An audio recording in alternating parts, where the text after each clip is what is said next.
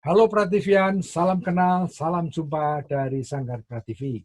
Saya, Adi Tresnanto, adalah seorang sales consultant, sales trainer, dan praktisi untuk kreativitas. Saat ini kesibukan saya sehari-hari adalah melakukan sharing melalui Zoom. Nah, jangan lupa saksikan saya di program Malam Nobel pada tanggal 23 Mei jam 5 sore, hari Sabtu.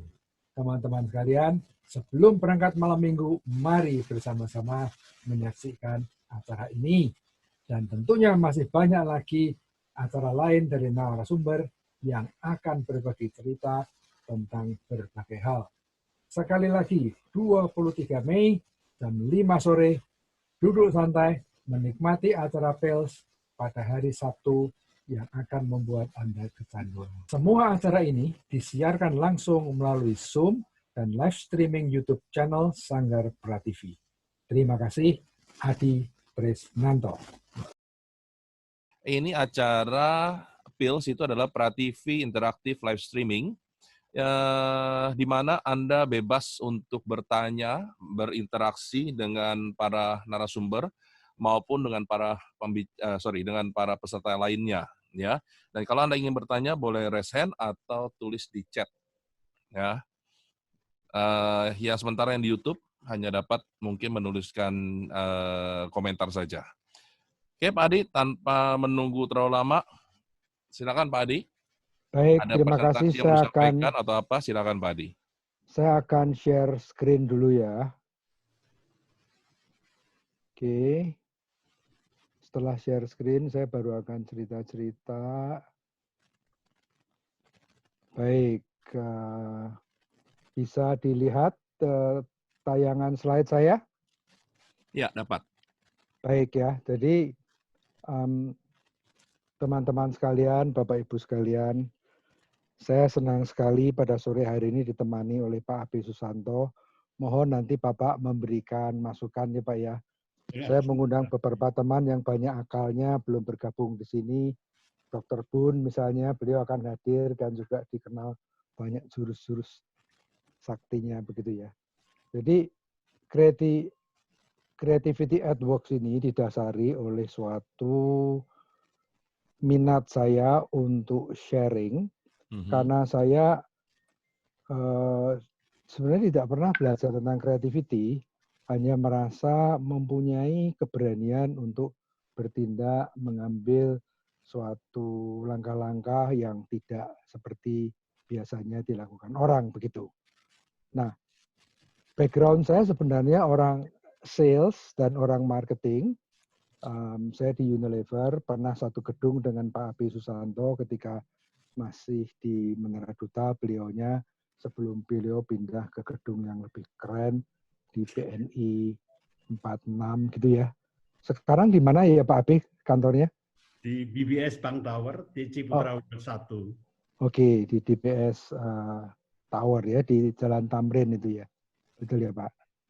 Bukan, Ciputra World 1 itu di... sorry, Ciputra World 1 itu di Satrio. Satrio ya. Baik, gedung yang sangat nyeni begitu. Orang anak-anak muda, Pak. Oh iya. Suaranya anak-anak muda sudah. Betul, untuk mengakomodasi anak-anak muda supaya bisa lebih banyak berkreasi gitu ya. Nah, belakangan di tahun ini saya menekuni bisnis asuransi karena saya lihat Manulife itu sangat kreatif dan saya juga mempelajari berbagai aspek kreativitas di dunia asuransi. Pak Adi, maaf Pak Adi. Boleh suaranya agak lebih dekat dengan mic? Dengan mic ya. Saya sudah pakai headphone, barangkali harus lebih ya baik. Saya agak menunduk. Oke.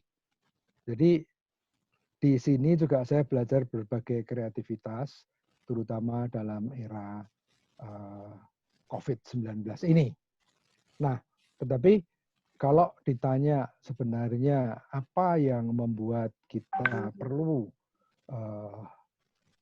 mempelajari, katakanlah begitu, atau membahas begitu saja ya, keterampilan kreativitas ini, Pada dasarnya ya karena dalam situasi PSBB maupun dalam situasi normal baru yang akan terjadi nanti, kita itu perlu meningkatkan produktivitas dan sekaligus menghemat biaya, kan begitu yang akan terjadi.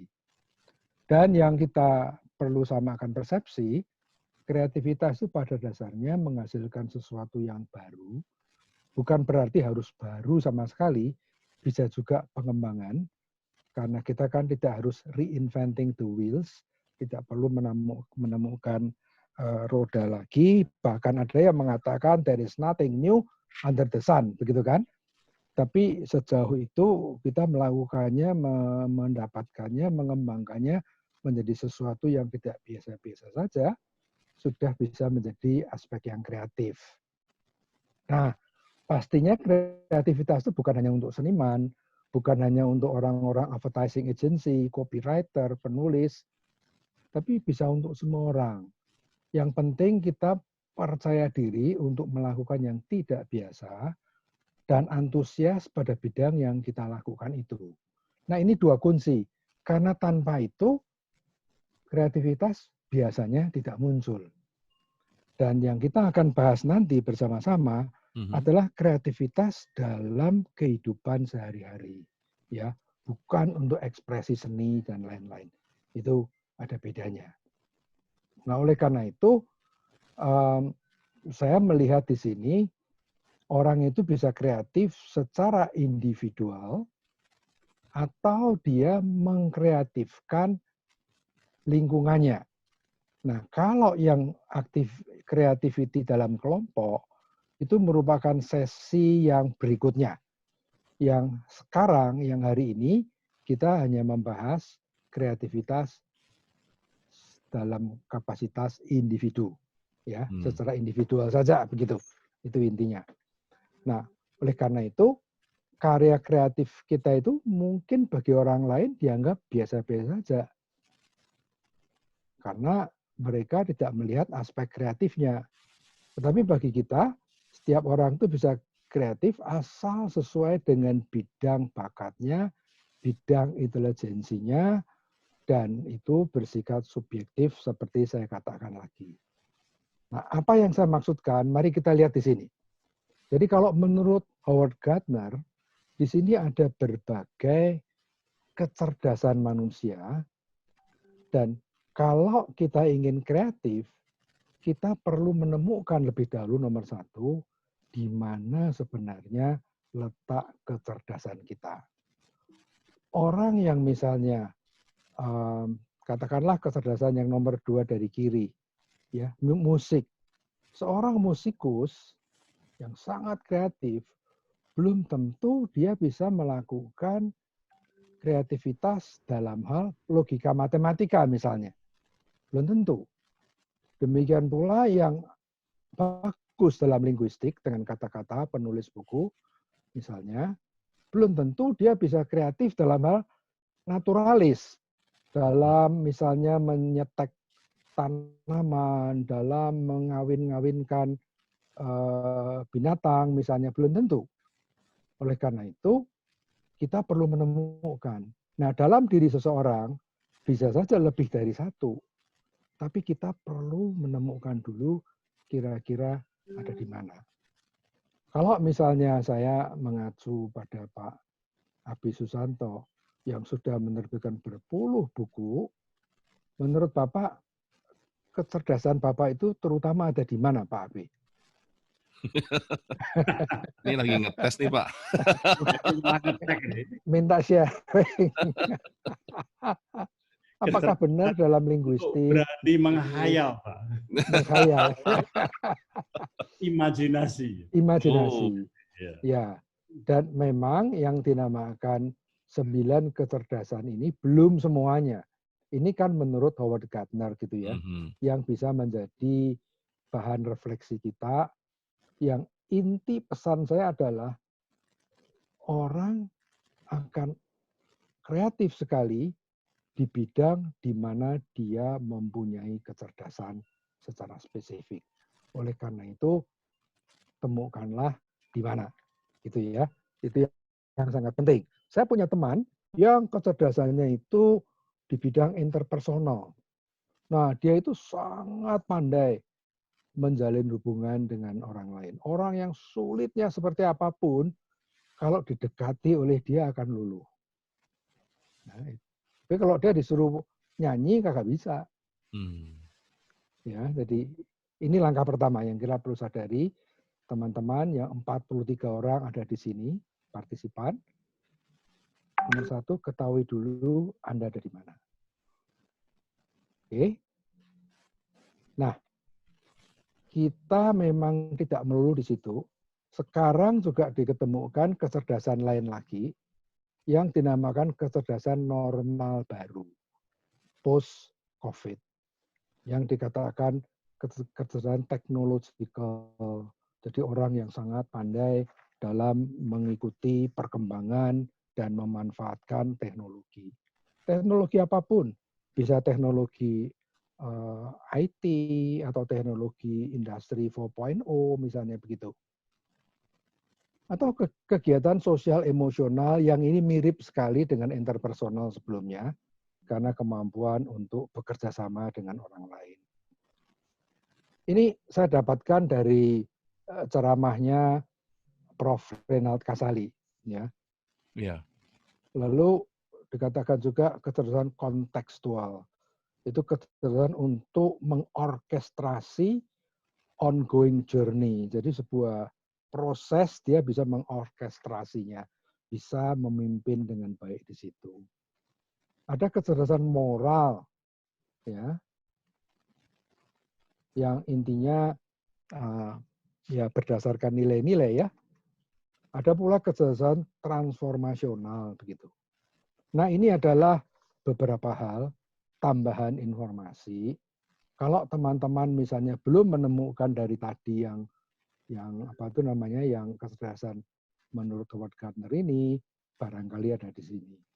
Tapi kecerdasan imajinasi yang dikatakan oleh Pak Abe tadi kira-kira masuknya di mana ya itu ya? Kecerdasan berimajinasi itu juga sebuah kecerdasan sebetulnya. Di mana itu kira-kira? Mestinya ada, di luar inilah kalau nggak ada, ya kan? Jadi jangan sampai terkungkung di situ. Pak Adi, ya baik. Ini ada yang mau nanya, mau dijawab Baik. atau gimana? Ya, kalau dalam konteks ini silahkan, tapi nanti kalau untuk yang berikutnya, saya akan katakan ya akan dibahas. Silahkan aja dulu supaya lebih dinamis. Ya, pertanyaannya Apa? begini, untuk orang sales, biasanya kecerdasan minimum berapa dimensi, Pak Adi? Kalau orang sales itu karena dia berhubungan dengan orang lain, minimum kecerdasan interpersonal ya. Itu minimum itu. Kemudian tergantung produk yang dijualnya. Kalau dia di sales yang B2B, barangkali kecerdasan mathematical dan logicalnya penting juga. Jadi tergantung. Tetapi kalau dia salesman yang menjual alat musik, ya barangkali kecerdasan musikalnya juga diperlukan gitu loh. Jadi diperlukan beberapa, tergantung. Teman saya misalnya, ada ya, saya nggak tahu apakah sudah bergabung di sini, dia ingin bergabung. Dia mempunyai kecerdasan kimia, ya. Kecerdasan kimia dia itu membuat dia mampu menghasilkan suatu produk sanitasi yang istilahnya quad base, quad itu nama bahan kimia, di mana aplikasinya bukan justru setelah orang beraktivitas. Kan ceritanya orang beraktivitas lalu cuci tangan gitu kan, atau dibersihkan dengan hand sanitizer kan. Yang dia buat bukan begitu. Sebelum beraktivitas, sebelum keluar rumah, tangannya disanitasi dulu, karena produk dia memberikan daya sanitasi yang dinamis, bukan sesaat ya, selama 5 jam. Nah itu kan sebuah kreativitas juga untuk bisa menemukan seperti itu. Ya kan, membalikkan prosesnya yang nanti akan kita pelajari lebih lanjut. Tekniknya seperti apa itu? Membalik proses. Oke. Pak Adi, suaranya tolong kerasin lagi dong. Baik. Keras lagi ya. Iya. Nampaknya saya harus memakai mic. Atau nanti Pak Adi mau ini pada tidur. Baik. atau saya beracara di Sanggar Prativi. Oke. Nah, yang kedua adalah, saya lanjut ya Pak ya, pertanyaan satu itu kan? Ya, betul. Ya. Nanti kalau ada yang mau bertanya tuh saya Baik. nanti baru Jadi, dijawab. jadi sekarang saya berbicara sambil memegang kabel mic ini, supaya dekat ke mulut. Lebih jelas toh? Betul. Baik. Nah, setelah mengenali kecerdasan kita ada di mana untuk berkreasi tadi, lalu yang kedua kita perlu mengenali saat kreatif kita. Ya, nah ini ada perbedaannya antara orang introvert dengan orang ekstrovert. Kalau yang orang introvert, dia akan menemukan saat-saat kreatifnya ketika sendirian. Bisa di kamar kecil, bisa sedang relaksasi, bisa jalan sendirian. Jalan-jalan sendirian. Yeah. Tetapi kalau orang itu ekstrovert, ya, biasanya ketika dia mendapat stimulans dari luar. Ya. Jalan-jalan bersama, bincang-bincang, mendengar berita, membaca, itu semua stimulans. Jadi untuk membedakan apakah orang itu introvert atau ekstrovert, seringkali secara sederhana orang mengatakan orang yang pendiam itu introvert, orang yang suka bicara itu ekstrovert. Belum tentu begitu. Secara lebih mendalam, orang introvert itu energinya datang dari dalam. Kalau orang ekstrovert, energinya datang dari stimulans luar gitu. Ya. Jadi misalnya orang yang bicaranya itu lambat, pada umumnya ekstrovert. Lambat itu introvert. Tetapi kalau dia bicaranya cepat, dia ekstrovert. Nah, disitulah untuk mengenali kita tuh baiknya ada di mana. Oke? Itu temukanlah saat kreatif Anda. Ini tips kedua. Oke. Ya. Nah, lalu yang penting sebenarnya tujuan acara kita itu apa gitu kan? Pertama sebenarnya untuk meningkatkan kesadaran kreatif kita. Creative awareness kita. Karena kalau orang creative awareness-nya rendah, biasanya juga akan sulit kreatif.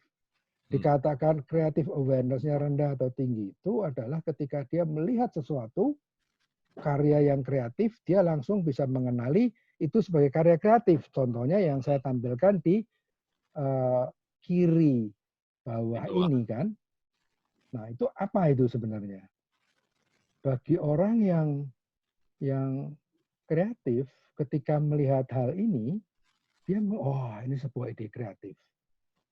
Di mana terjadinya? Barangkali Pak Rizal bisa menceritakan di mana Bapak melihat ini? Ini kalau saya lihat di ini Pak, Bank BCA. Bank BCA, ya. Jadi saat orang ngantri ya itu yang berdiri. Iya betul. Jadi Bank BCA itu karena antriannya panjang, lalu menyediakan bangku duduk bukan dalam bentuk kursi, tetapi dalam bentuk built-in dengan tiang-tiang di mana orang harus antri, tiang-tiang pembatas. Bagi orang yang mempunyai tingkat kesadaran kreatif tinggi, ini dilihat sebagai, kreatif banget nih seperti ini. Tapi bagi yang tidak, ya sudah lewat aja gitu, nggak ada kesan apa-apa. Atau bagi orang yang customer service sense-nya tinggi, dilihat sebagai, ini customer service yang baik gitu. Ya, jadi disitulah kita melihatnya. Dan kemudian kita akan memahami teknik kreativitas. Yeah. Itu adalah dua hal ini merupakan tujuan kita. Dan yang paling penting sebetulnya setelah sesi ini, teman-teman partisipan 50 orang ini sekarang tergerak untuk mengembangkan diri menjadi makin kreatif. Itu yang paling penting. Karena kalau tidak ya ini hanya acara sambil lalu saja begitu loh. Betul ya Pak ya? Bisa dipahami. Oleh karena itu nanti saya akan berikan tools-nya dan saya akan berikan contoh-contoh bahwa orang yang tidak belajar kreativitas pun bisa kreatif. Kalau dia mempunyai kreativitas energi yang tinggi gitu kan. Nah dari mana datangnya? Yang nomor satu dia harus menyukai bidang pekerjaannya. Kalau dia tidak menyukai itu ya nggak akan keluar ide-ide baru dari dia. dia akan melakukan segala sesuatu doing business as usual gitu. Dan yang kedua, dia mempunyai sikap mental positif kreatif ketika mendapat hambatan, ketika mendapat kesulitan, ketika mengalami keterbatasan gitu. Ya, jadi itu otomatis akan keluar gitu loh. Ya, jadi setelah mempunyai itu, sekarang ini adalah urutan topik bahasan kita itu apa. Perjalanan kita, rute kita itu apa. Kita akan memahami dulu, menyamakan persepsi tentang creativity mindset. Lalu hambatan konsep apa yang terjadi. Ya, hambatan creativity. Lalu membuat suasana kreatif ini sedikit sekali karena itu pelajaran yang selanjutnya. Lalu kita masuk kepada apa perbedaan antara creativity dengan innovation. Dan bagaimana teknik pemacu creativity yang dinamakan Scamper dari Bob Eberle itu. Ya, ini perjalanan kita supaya bisa sama-sama mengikuti. Nah, sekarang kita masuk kepada intro of creativity-nya. Jadi kembali lagi, prinsipnya kalau kita melakukan dan menghasilkan sesuatu yang berbeda dan berguna, itu sudah terjadi proses kreatif. Menciptakan, mengembangkan, menerapkan dalam situasi yang berbeda. Maksudnya, barangkali teman-teman melihat suatu praktek di tempat lain, ketika Anda terapkan di lingkungan, di situasi Anda, itu sudah menjadi sebuah proses kreatif sebetulnya. Seperti misalnya, contohnya saja Samsat. Tahu ya Samsat kantor polisi itu kan, di mana kita memperpanjang SIM atau STNK. Itu kan biasanya di kantor polisi, betul kan? Tetapi kemudian entah zaman Kapolantasnya siapa, dia berpikir kita harus mendekati customer, kita harus buka di mall dengan jam buka seperti jam bukanya mall. Nah, itu menjadi sesuatu yang kreatif bagi Polantas ya. Terlepas apakah di luar negeri pernah dilakukan itu ya. Mungkin di negara lain sudah ada, tapi di Indonesia itu menjadi sebuah temuan yang bisa dikatakan kreatif begitu. Bisa dipahami ya? Oke, sehingga kreativitas yang kita mau bicarakan itu bukan soal seni. Kita tidak akan bicara yang seperti ini, meskipun itu juga kreatif, tetapi ya kan biasanya patung dibuat dari es atau dari kayu gitu kan. Bahwa ada patung yang dibuat dari buah kan sebetulnya kreatif. Tapi kita nggak ngomong yang ini. Ini urusan lain. Nah, saya akan beri contoh saja sharing pribadi saya.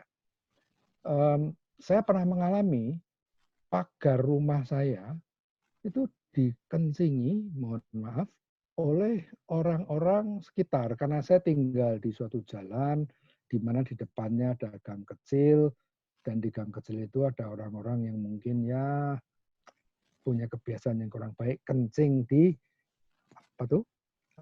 pagar orang gitu loh. Karena kalau mobil saya parkir di depan rumah kan dia cukup terlindung untuk buang air di situ kan. Yeah. Itu ketika saya tulisin dilarang kencing di sini, ditegur, malah ngajak berantem loh Pak. Pusing kan. Lalu apa yang saya lakukan kemudian? Sesuatu yang ya out of the box, karena dalam pikiran saya orang-orang ini mungkin kalau diberitahu bukannya nggak bisa baca malah nantang gitu kan. Yeah. Takutnya dengan siapa? Saya lihat kok banyak orang Jawa ya. Oh berarti takutnya dengan roh. Akhirnya apa yang saya lakukan? Saya beri kembang dan kemenyan.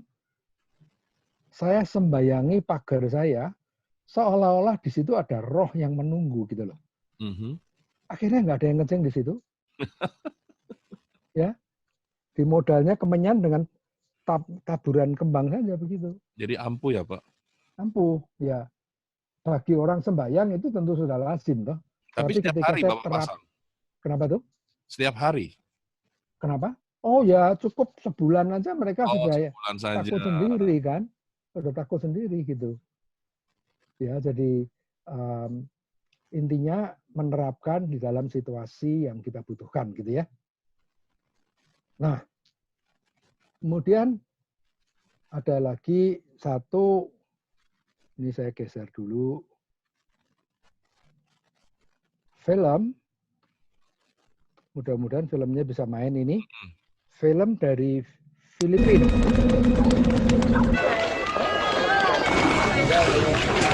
Itong lugar namin, Sitio Maligaya 2, San Vicente, San Pedro, Laguna. Siyempre, alam mo naman, ganitong lugar, squatter area, tabing release, dikit-dikit ang bahay. Madilim talaga rito sa lugar ko na to. Wala kami dito sa loob, lagi kami sa labas. Nadadapa kasi madilim, yung dadaan mo, hindi mo alam, may nakaharang. Tutulog na lang ako, wala ilaw eh. Ang tawag nila sa akin dito si Mang Dimi Solar. Napaliwanag ko yung mga bahay nila madilim. Bubutas ka ng yero, lalagay mo yung bote, lagyan mo siya ng sealant, bago lagyan mo siya ng tubig na mineral, lalagyan ng sunrox. Bago kabit mo sa bahay, lagyan mo sealant to para hindi tumulo. Ganun lang kasimple yun. Dati yung ganito, tukadilim nung bago ko pagkapitan. Ngayon, nung kapitan ko na, ito na ang liwanag niya. Yan ang liwanag. Pumili po ako kasi bote lang, tubig, liwanag na yung bahay mo. Bumaba yung ano ko, binayaran ko ngayon. Simula nung makabitan ako dito. At saka itong solar bottle valve na to, hindi mainit. Dahil sa buti na yan, sa solar na buti na yan, gumanda ang araw namin. Ang nalagyan na namin ito ay bali 643. Gusto nga namin tuloy-tuloy para marami nga matulungan mga tao rin na yung maliwanagan mga bahay nila madidilim. Parang katulad na rin ng bumbilya. Dati natin nakakalimutan at pakinabangan na ngayon.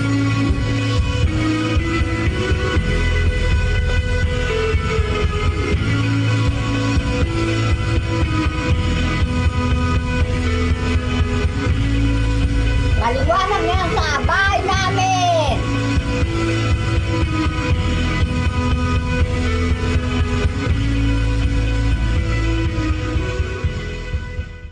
Ya, itu kan Menarik ya. kreativitas karena orang ingin memecahkan masalahnya. Ya. Saya kira mereka nggak pernah belajar tentang kreativitas. Demikian pula kita lihat orang ini. Ini dalam rangka COVID. Ini orang Indonesia, kalau tadi orang Filipina. Kita lihat coba.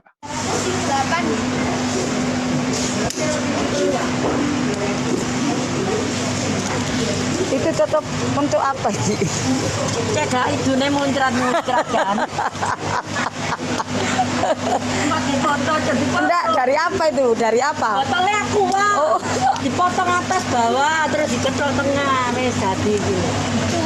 Anu ya, Kalau bisa 3 enggak apa-apa. Oh, ya. praktis ya. Praktis ekonomi, enggak usah duit.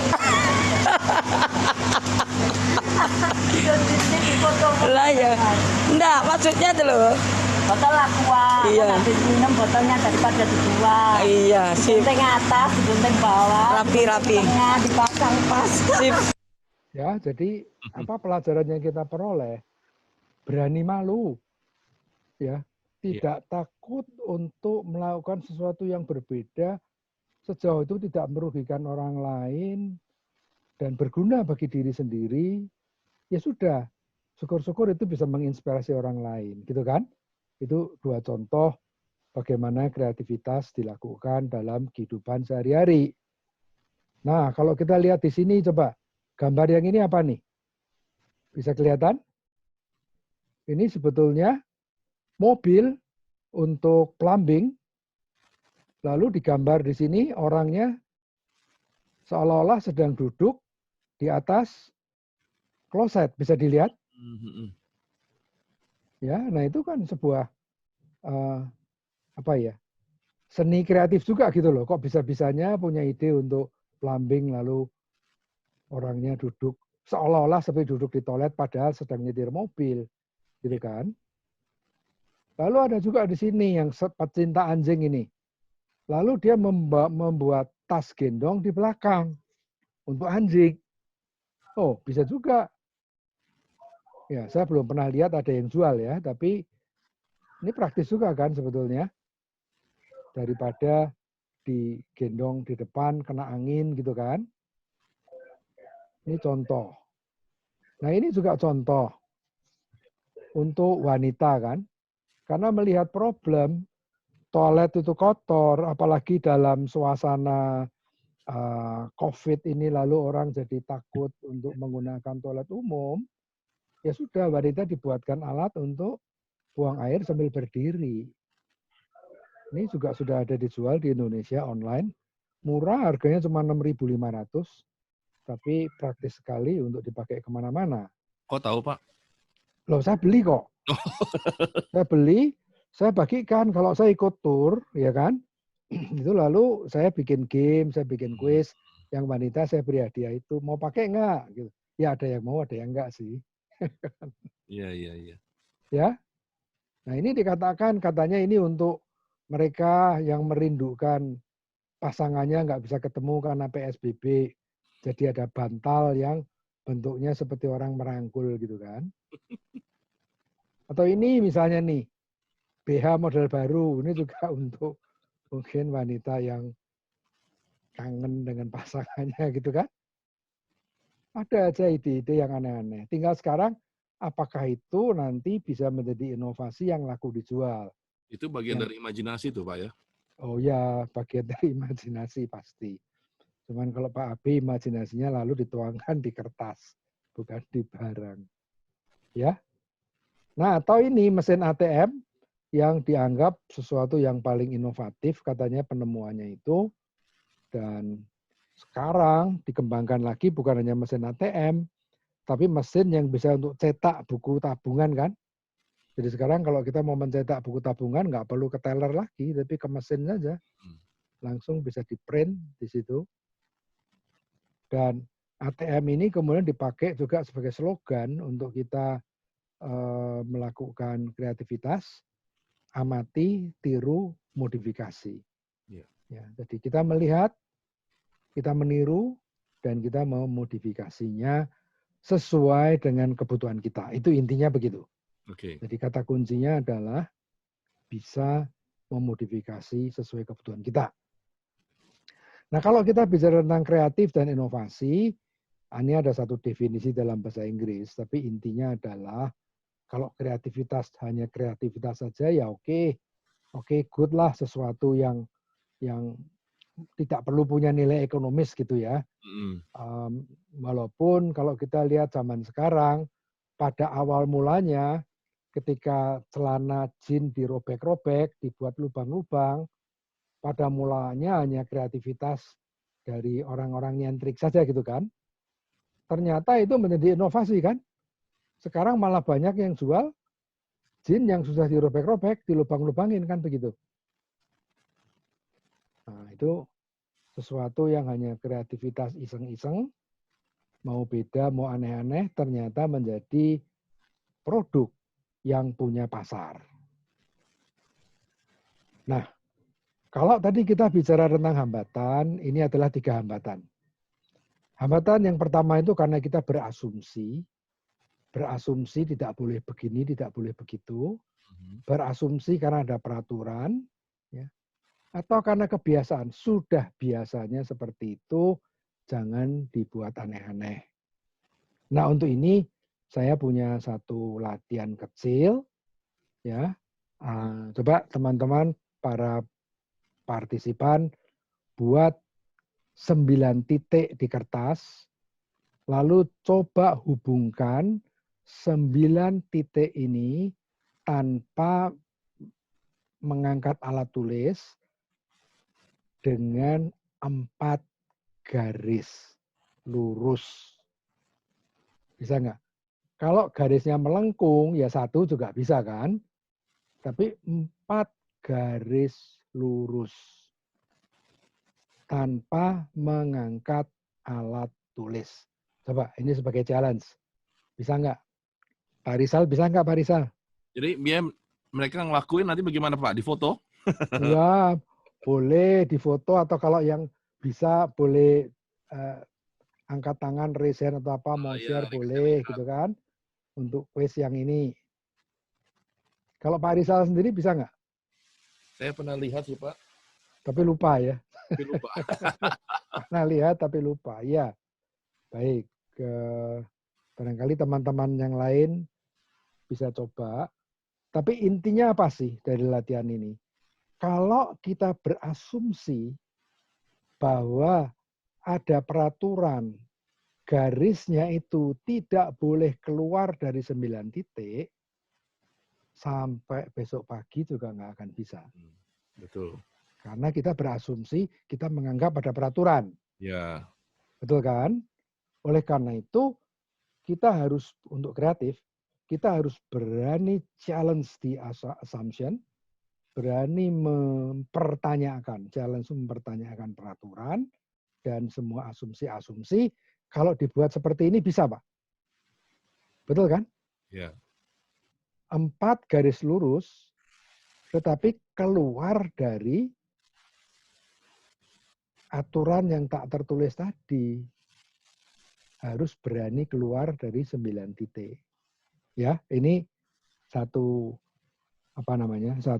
sebenarnya ini teka-teki zaman kuno lah. Yeah. Sudah banyak ditayangkan, tapi ini menjadi relevan untuk memberikan contoh yang tadi saya katakan itu. Asumsi dan menganggap ada peraturan, padahal tidak ada. Oke? Atau hambatan konsepsional. Teman-teman ada yang melihat ini apa yang tampak di gambar kanan itu? Orang makan ya Pak? Orang makan, restoran, betul? Iya. Kursinya apa di situ? Toilet ya? Toilet, betul.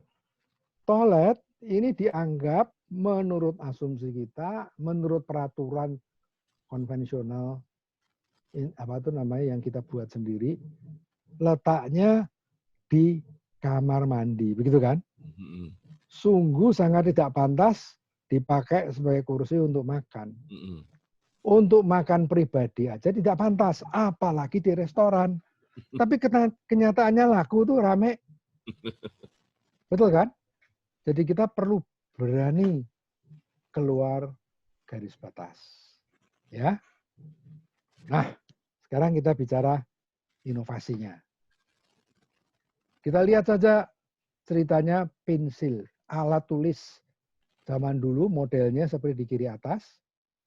Kemudian inovasi dari entah siapa tahun berapa menjadi bulu angsa ini alat tulis. Kemudian jadi pensil, jadi pulpen, dan mungkin baru sekitar tahun tahun 19 berapa begitu menjadi ballpoint kan? Ballpoint adalah temuan terakhir alat tulis. Walaupun sekarang juga sudah dikembangkan lagi, ballpoint bisa macam-macam. Bisa dipakai untuk menulis sambil menengadah, misalnya menulis di dalam air, menulis yang tintanya tidak kelihatan, kalau menggunakan sinar ultraviolet baru tulisannya kelihatan, bisa kan? Itu semua adalah pengembangan-pengembangan, itulah inovasi-inovasi. Tanpa inovasi, dunia kita tidak akan seperti sekarang. Nah, apalagi nanti pasca COVID, mungkin kita perlu lebih banyak melakukan inovasi. Nggak tahu apa itu. Dalam dunia makanan, ya, pada awalnya adalah makanan disajikan di meja, bukan? Lalu mulai berkembang makanan prasmanan, orang ambil sendiri. Ya, ini sebenarnya sebuah penemuan yang sangat inovatif karena di satu sisi ini membuat biaya pelayanan menjadi lebih murah, tetapi harganya bisa dijual lebih mahal dan customer senang sekali itu. Iya. Betul? Lalu dikembangkan lagi, nih, menggunakan ban berjalan. Jadi orangnya duduk saja, makanannya datang sendiri. Ini kan sebuah proses juga yang sangat inovatif gitu kan. Atau menjadi seperti ini. Nah, ini di dunia makanan. Penyajian makanan khususnya. Tetapi kalau di dalam proses membuat makanan, paling banyak inovasi ada di situ. Paling banyak, paling macam-macam di bisnis kuliner. Ya. Zaman dulu nggak ada tuh durian dikemas, disimpan di freezer lalu dijual per pack begitu kan? Sekarang sudah terjadi seperti itu. Oke. The cost saya berikan contoh ini dari aspek promosi sangat luar biasa kreatif. Kita mengenal diskon 99% untuk mereka yang berumur 99 tahun sesuai umur gitu kan. Luar biasa. Bahkan ada yang di mana namanya? Di Mangga 2 Square ya, di Mangga 2 Square itu ada satu ruangan di mana The Cost menyewa tempat di sana. Promosinya gratis untuk pesta pernikahan. Wow. Bayarnya nanti kalau hamil, coba bayangin. Kalau sudah hamil baru bayar. Oh, The Cost ini paling aneh-aneh. Orang nama perusahaannya aja PT Rugi Ora Popo apa namanya gitu, pendekar bodoh. Ya, jadi sangat kreatif mereka. Nah ini juga. Apa yang terjadi? Tukang becak pun bisa banyak akalnya kan? Untuk nonton pertandingan di dalam stadion. Nah ini apa yang unik? Mau tidur tapi kelihatannya tetap terjaga kan? Karena kepalanya botak digambarin mata. Ini juga ya kreatif gitu ya. Ini di Bangkok. Kalau di sini pasti didemo oleh FPI. Menggunakan kondom sebagai apa ya, sebagai daya tarik karena restorannya sendiri namanya Cabbages and Condoms di Bangkok ini rame sekali, rame luar biasa. Jadi berani melakukan sesuatu yang tidak biasa. Ini di toilet, saya tidak melihat ini di Indonesia, tetapi kalau yang di kanan bawah ada di Indonesia, di airport. Salah satunya airport Juanda ya, itu ada akuariumnya di dalam toilet. Sesuatu yang sebenarnya nggak lazim juga. Ini kereta api kan mula-mula jalan di atas tanah. Kemudian prosesnya dibuat ke bawah tanah.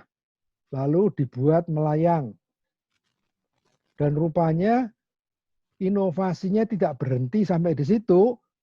Karena kemudian di China, dari bus dan kereta api dikombinasikan menjadi kereta api yang jalan di jalan raya, di bawahnya mobil dapat lewat. Yeah.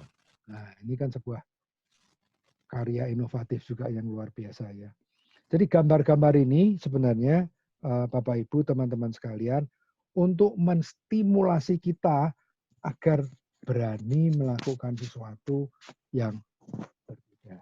Nah, ini ada tekniknya yang nanti akan saya sharingkan. Teknik-teknik yang menghasilkan temuan-temuan seperti ini gitu. Oke. Ya. Nah, ada yang tahu ini di mana? San Diego Hills. San Diego Hills ini adalah contoh yang fenomenal bagi saya karena sudah bertahun-tahun, berabad-abad kuburan tempat yang angker, betul kan?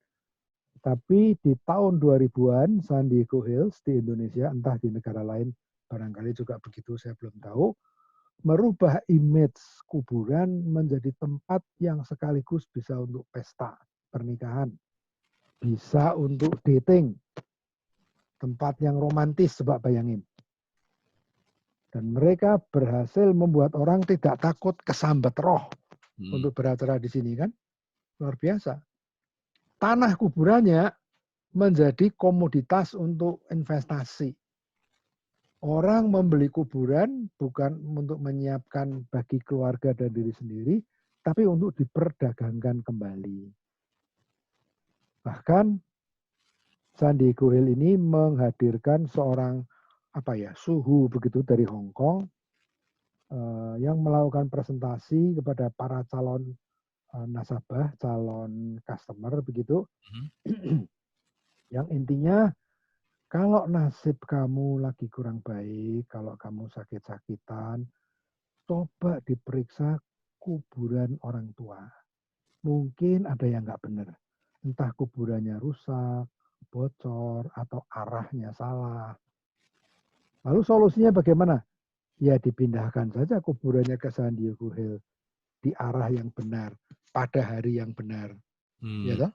Karena mungkin kan dalam kepercayaan ada yang mengatakan kalau dikuburnya pada hari yang nggak baik, hari yang ciong dan segala macam, nasibnya bisa jelek buat keturunan kan? Nah, diberikan solusinya oleh San Diego Hill. Bahkan kalau nggak punya orang tua, nggak punya leluhur, tetapi sakit-sakitan dan nasibnya kurang baik, diberi advis kalau perlu dikuburkan dulu. Yang dikuburkan bukan orangnya kalau di Indonesia. Kalau di Jepang sudah bisa orangnya dikuburkan. Yang dikuburkan apa? Rambutnya, kukunya, begitu kan? Nah itu kan cara-cara penjualan dan cara-cara mempositioningkan produknya dengan unik. Nah, kenapa dikatakan unik? Karena laku, karena banyak yang mau, begitu. Terbukti bahwa itu jalan. Nah, kalau yang sederhana ya ibu rumah tangga aja seperti ini. Untuk bagaimana memanfaatkan botol menjadi penutup bagi kantongan plastik. Ini kan sangat sehari-hari, sangat simpel. Nah, sampai di sini saya ingin mengajak para partisipan sekarang, partisipan sekalian, Pak Rizal, untuk mengetahui creativity awareness-nya sudah timbul belum? Ya, apakah sudah mulai naik creativity awareness-nya setelah melihat tadi dengan coba menemukan 10 creativity, 10 inovasi dalam kehidupan sehari-hari yang dilihatnya. Dalam bisnis umum atau dalam bisnis financial services. Apa coba yang kelihatan kreatif? Kita beri waktu sebentar untuk berpikir. Barangkali ada yang sudah punya jawaban. 1 menit ya? Ya, 1 menit boleh. Berpikir. Kira-kira tulis ya di apa? Boleh langsung ditulis. Ya, nanti Pak Rizal tolong beri tahu saya apa gitu kan. Ya, saya ingin juga sambil menyapa Pak Sudarma Hendradi, barangkali sudah ketemu apa yang Bapak lihat sebagai sesuatu yang kreatif dan inovatif Pak di bisnis sehari-hari. Tolong dibuka mic-nya Pak Sudarma Pak. Bisa unmute sendiri Pak. Oh bisa, Pak di unmute Pak Sudarma. Apa yang Bapak lihat Pak? Yang Bapak temukan? Nama saya disebut. Ini semua orang papan atas. Betul. Saya harus akui itu. Saya merasa terhormat. Tadi istri saya yang ngajak, ikutlah daripada. Suaranya kurang keras Pak Sudarma. Istri saya yang ngajak, dia bilang ikut saja daripada nonton TV. Dia bilang. Daripada nonton TV. Terus. Iya. Sepak bola terus nggak bisa jadi pemain Pak. Oh baik. Ya. Jadi Bapak sudah menemukan apa yang kelihatannya kreatif? Belum. Tapi belum ya? Bagus sekali, Pak. Saya berikan contoh deh. Iya, Pak. Di waktu lalu, yang namanya minimarket sekedar minimarket. Sampai suatu hari 7-Eleven melakukan terobosan minimarket sekaligus kafe sederhana kan? Iya, Pak. Dan sekarang setelah 7-Eleven tutup, masih dilanjutkan oleh Indomaret dan Alfamart kan? Dia menyediakan tempat untuk nongkrong. Ya, itu kan sebuah inovasi loh sebetulnya yang bisa begituan itu. Nah ini coba sekarang saya mau menyapa teman saya yang dari Melbourne, Renata Ling ini. Di Melbourne apa yang Anda lihat sebagai sesuatu yang kreatif, yang inovatif? Ada nggak? Silakan Bu Ling, boleh di-unmute sendiri. Mungkin Bu Ling sambil lihat, sambil nyetrika kali ini nggak dengar. Baik, ya, saya lihat sebelumnya yang lain. Pak, saya ingin menyapa bagi para Prativian yang beragama Islam. Selamat berbuka puasa. Silahkan. Sudah mulai, selamat berbuka puasa. Ya, bagi yang ingin berbuka puasa dan sholat, silakan dilanjutkan. Dan bagi kita di sini juga boleh Baik. Sambil menuliskan kreativitas yang Pak Adi minta. Baik. Saya menyapa Pak Kosmas deh, barangkali ketemu. Biasanya beliau kreatif ini. Oh.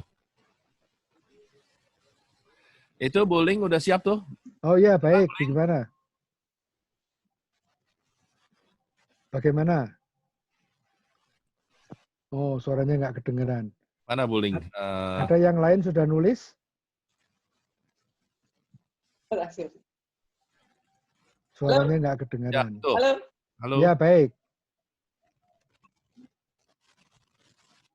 Halo. Ah, suaranya putus. Terlalu jauh. Saya menyapa Bu Ratna dulu deh. Bu Ratna Aryani. Gimana Bu Ratna? Ah, rupanya nggak monitor juga. Namanya ada di sini, Bu Ratna. Ada? Ya, gimana Bu Ratna? Saya pikir kreativitas itu muncul juga pas lagi kita kepepet ya, Pak Adi. Jadi orang terpikir untuk how to survive.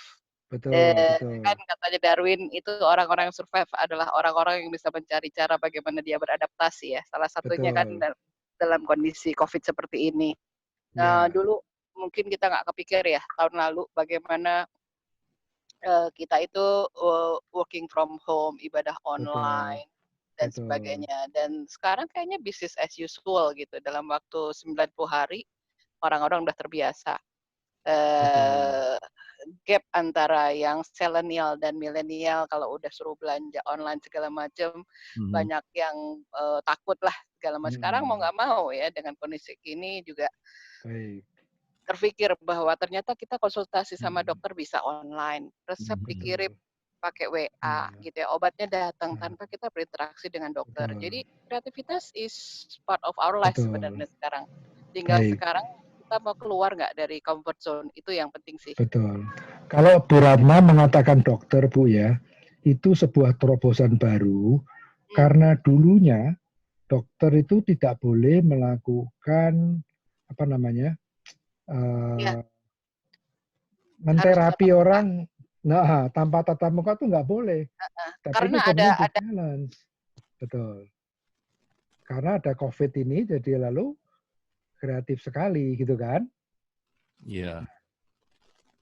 Nah yang penting ya Pak Rizal, teman-teman sekalian, sampai pada slide ini saya mengajak teman-teman itu untuk meningkatkan creativity awareness dengan melihat di sekeliling apa yang nampak kreatif.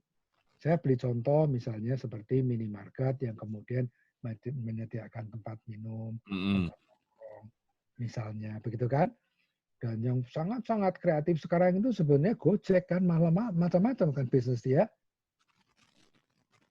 Pengembangannya itu luar biasa sekali. Ya. Baik, saya lanjutkan nih ya. Ini juga beberapa pemicu kreativitas yang lain. Ya, ada yang layak, ada yang tidak layak, ya toh.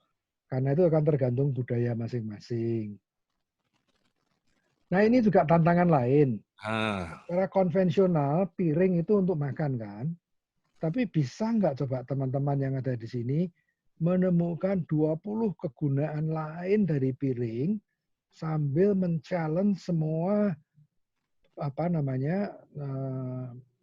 asumsi bahwa itu untuk makan saja, asumsi bahwa ada peraturan kepantasan dan segala macam. Apa saja yang bisa digunakan untuk piring? Ya, coba pikir. Kalau Anda bisa menemukan, sebetulnya lebih dari 20. Dalam acara live, acara tatap muka dalam ruangan, kalau saya membagi satu kelas menjadi 4 kelompok, masing-masing kelompok itu menghasilkan mungkin 15 gitu ya. Yang beda-beda 4 di total sudah 60 loh.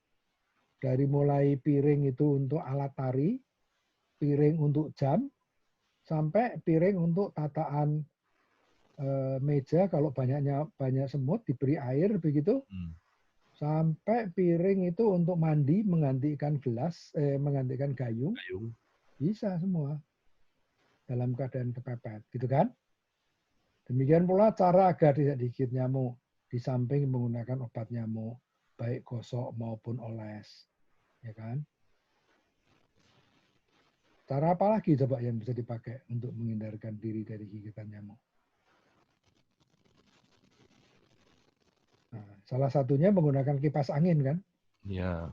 Nah, asal jangan bilang nanti kita masuk angin lah, tinggal diatur ya kan. Pokoknya anginnya cukup kuat membuat kita tidak masuk angin, tapi nyamuk tidak bisa terbang mendekati kita kan begitu. Ya, ini sebetulnya cara-cara yang bisa diperoleh. Nah, yang biasanya menjadi rintangan ya ini. Lalu ada yang sudah pernah dicoba, gagal, nggak bisa, percuma lah. Udahlah, kamu nggak ahli, silahkan pada ahlinya. Terlalu mahal, ada prioritas lain, ya, pasti bos nggak setuju.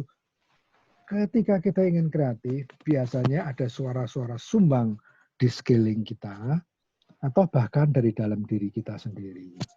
Nah, ini yang perlu diatasi kalau kita ingin kreatif. Gimana caranya, Pak? Gimana caranya? Iya, mengatasi suara-suara itu. Oh ya, tadi sikap mental berani berbeda itu yang perlu dilakukan. Memang ya bagaimana lagi? Itu sumbernya itu di situ, dalam diri kita sendiri.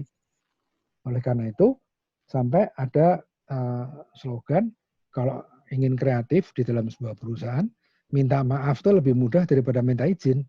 Karena kalau minta izin belum tentu diizinkan toh. Ya. Ya. Nah, sekarang saya akan berikan panduan sederhana untuk berinovasi. Ini teknik ini sekarang. Ini teknik ya, ini teknik. Jadi semua yang tadi kita lihat ternyata itu dilakukan menggunakan teknik ini. Meskipun orang yang melakukannya tidak tahu ada tekniknya. Tetapi oleh Bob Eberle dirangkum menjadi berbagai teknik seperti ini.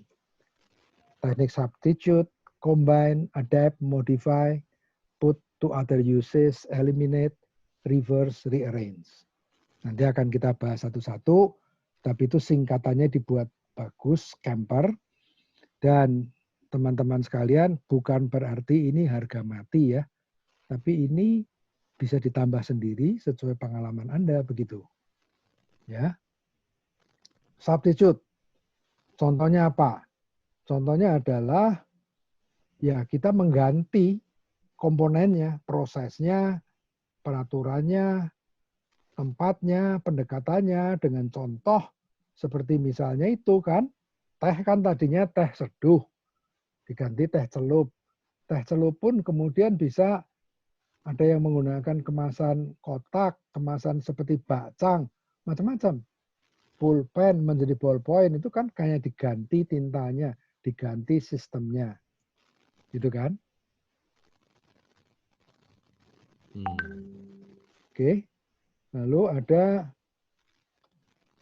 ini slide saya tiba-tiba nggak jalan. Oke. Bisa di-combine. Dikombinasikan. Contoh yang paling klasik itu pisau lipat yang bisa macam-macam sekali. Nah, saya itu hobi mengumpulkan pisau lipat karena saya pikir itu unik dan ya buat saya itu sumber kreativitas luar biasa. Jadi ketika saya melihat pisau lipat yang aneh, saya beli. Aneh, saya beli. Sampai saya punya koleksi itu mungkin lebih dari 50 pisau lipat gitu. Wow. Yang terakhir saya beli kemarin itu yang saya belum pernah lihat. Kalau kombinasi pisau lipat dengan tang kan banyak ya. Pisau lipat dengan gunting kan banyak. Kemarin saya membeli pisau lipat kombinasi dengan gunting tanaman untuk pruning. Jadi untuk memotong batang-batang tanaman itu loh. Bagi mereka yang senang gardening. Maka seperti Ibu Ling dari Melbourne itu kan senang gardening, pasti cocok dengan alat seperti itu. Ya kan? Ya, korek api dengan senter, smartwatch itu paling bagus sekarang. Kombinasinya mulai bisa macam-macam. Ya. Itu adalah combine. Nah, yang berikutnya adalah adaptasi, adaptation, kan scamper, adaptation. Diadaptasi, disesuaikan dengan situasi kita.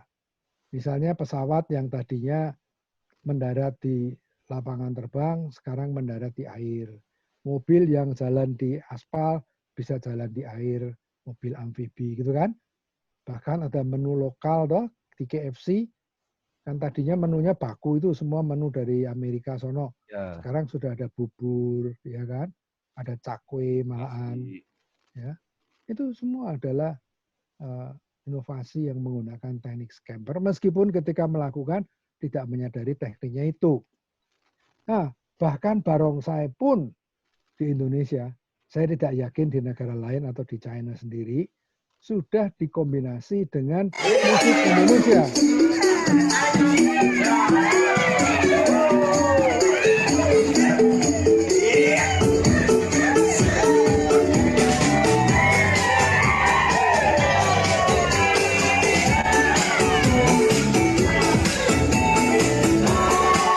Nggak ada kan di tempat lain.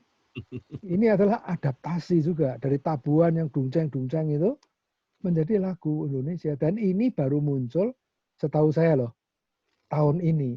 Tahun-tahun lalu saya belum melihat begitu loh, barongsai yang menggunakan lagu Indonesia. Bisa menginspirasi ya teman-teman ya, bagaimana itu diadaptasi. Nah, lalu dimodifikasi, diperbesar, diperkecil, sehingga yang namanya piring tadi, kalau ukurannya diperkecil, dia bisa menjadi anting-anting kan, bisa menjadi kalung juga begitu loh. Ya. Diganti bahannya begitu. Nah, contoh yang sehari-hari kita lihat adalah SIM keliling itu kan, tadinya truk yang tadinya hanya untuk jual makanan, lalu dibuat SIM keliling. Nah, itu saya melihat sesuatu yang kreatif. Nanti kalau di pameran-pameran itu teman-teman di lapangan parkir ada ATM keliling. Mobil begini isinya mesin ATM begitu. Nah, itu kan sebetulnya mengambil dari industri lain, dicontoh di dia. Put into other uses, ya kan? Ballpoint yang bisa menjadi alat perekam, ya kan? Jadi makin banyak hal-hal yang bisa dilakukan kalau kita bisa melakukan teknik-teknik scamper ini. Put into other uses.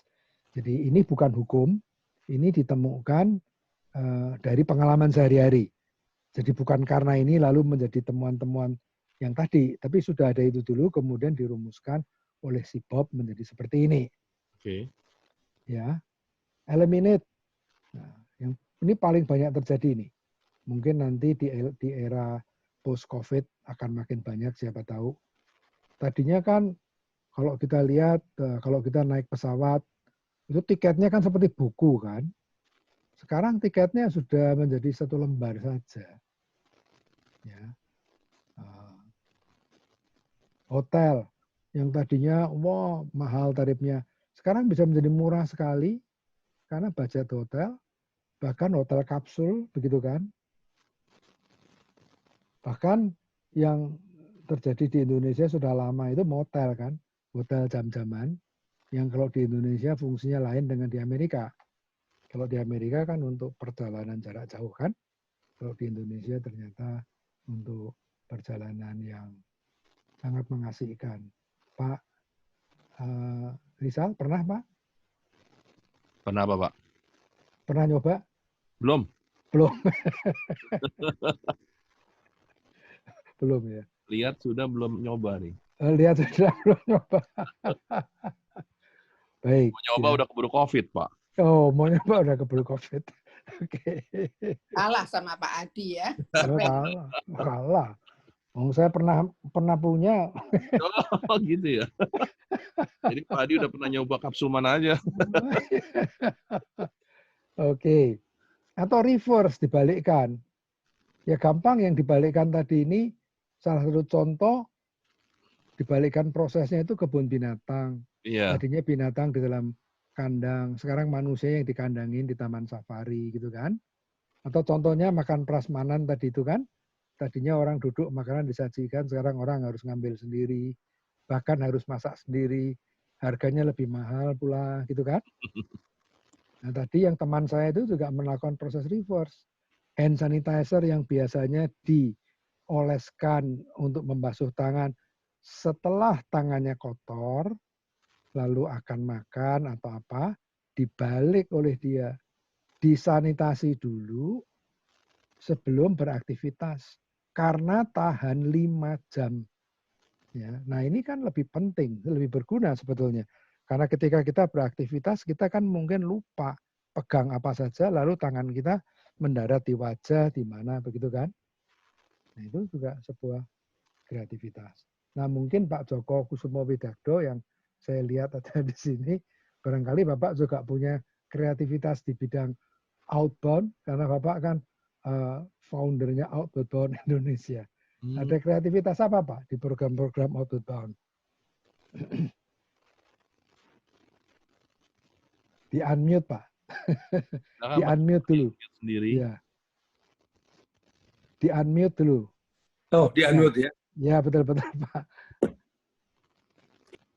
Saya melihat kreativitas di base camp Bapak loh Pak, tapi apakah Bapak merasakan itu sebagai kreativitas atau bukan, saya nggak tahu.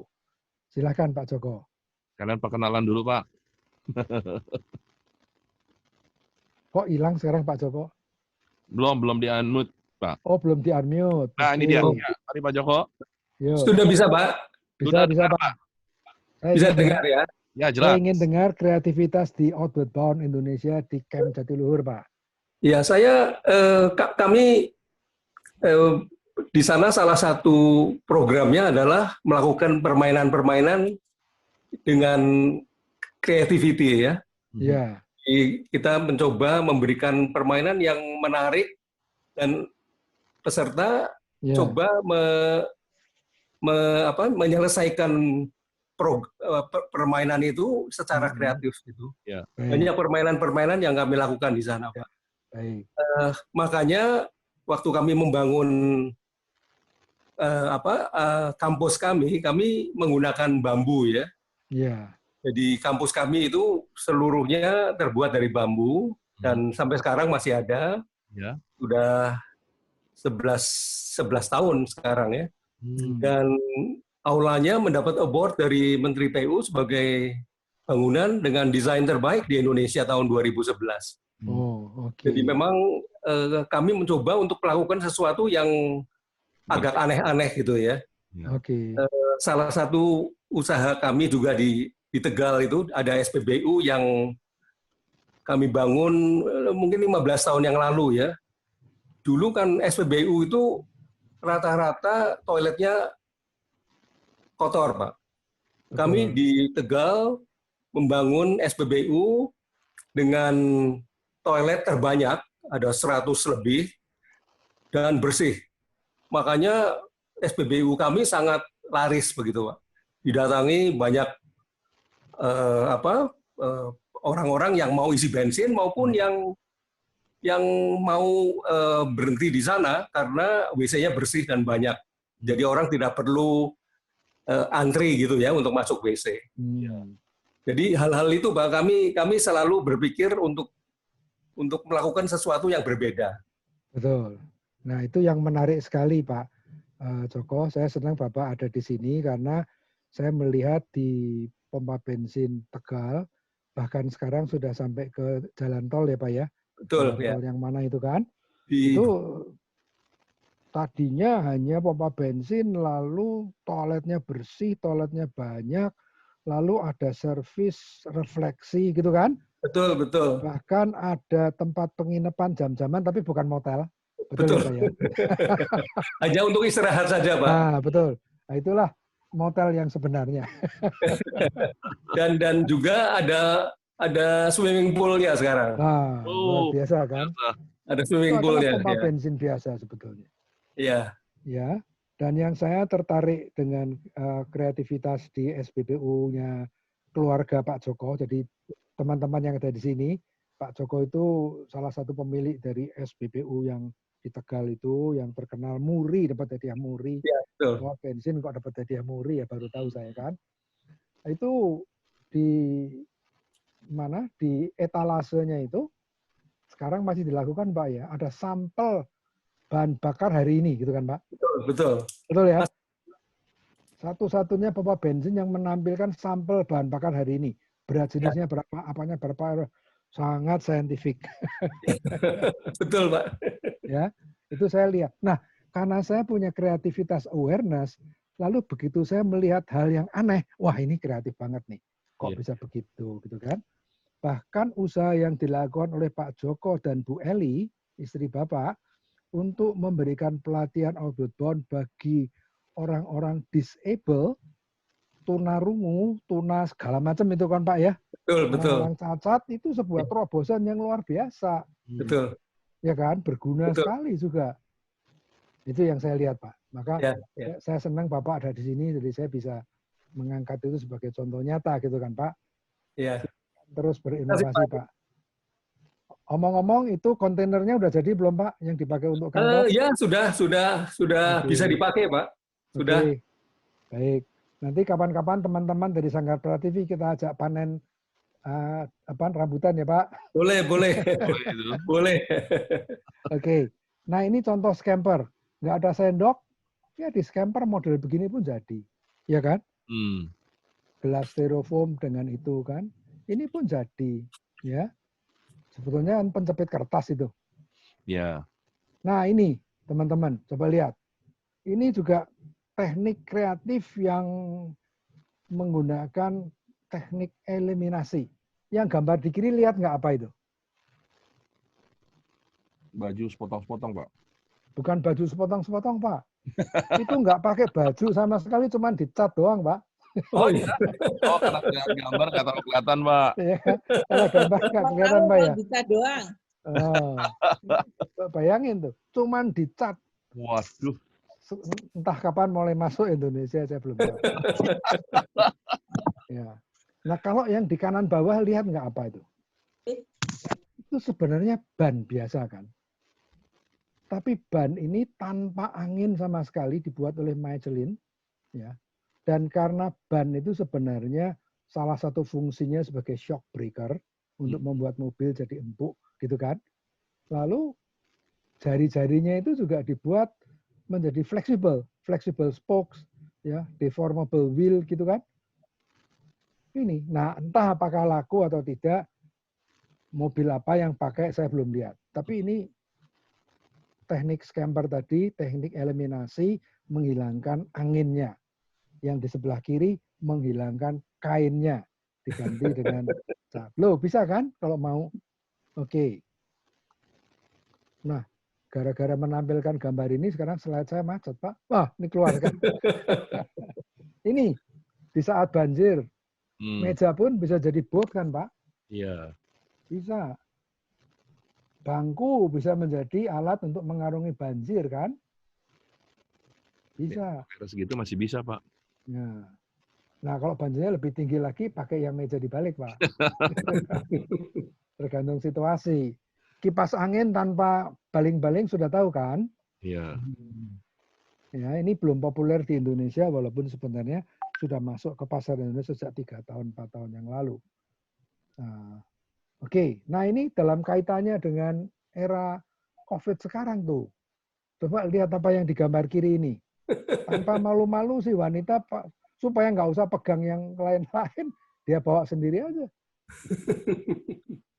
Boleh kan, itu nggak apa-apa. Nah ini coba, yang di sebelah kanan, masker lama-lama menjadi makin kreatif kan Pak?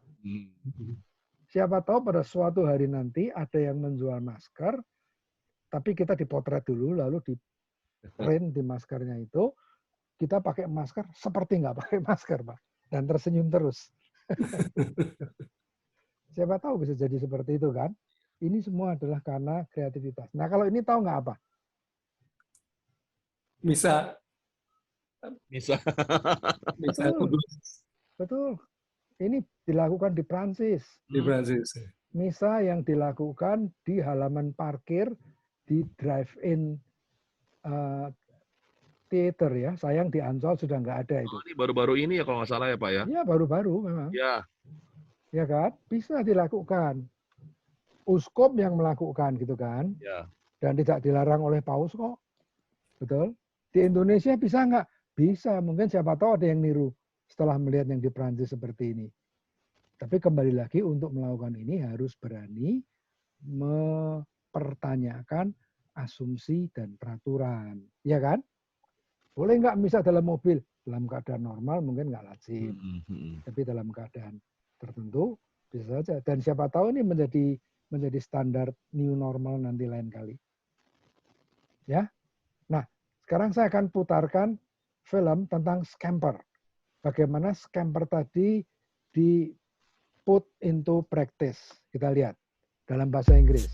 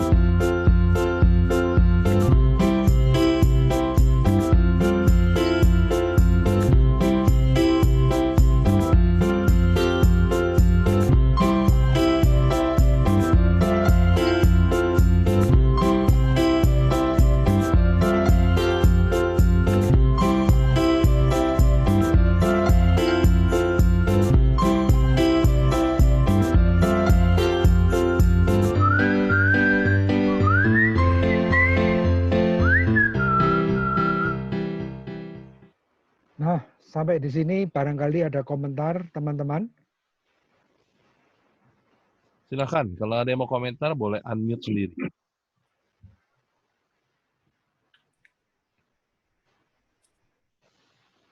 Oke, kalau belum ada komentar saya akan lanjutkan. Gini. Nah, setelah idenya muncul macam-macam tadi, yang penting kemudian kita mengkristalkan ide itu dalam kuadran ini.